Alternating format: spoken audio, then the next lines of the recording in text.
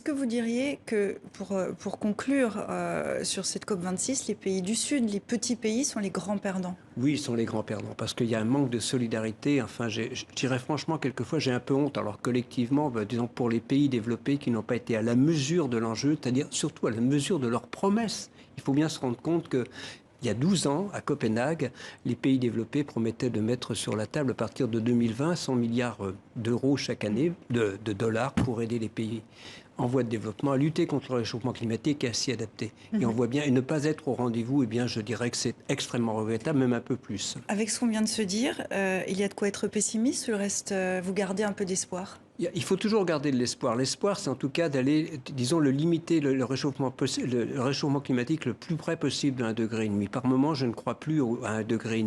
C'est un leurre, mais il faut faire le maximum. Et c'est ça. C'est pour ça que je continue à essayer de dire qu'il faut entraîner, mais cet entraînement ne se fera pas sans solidarité entre pays du Nord et pays du Sud. Et merci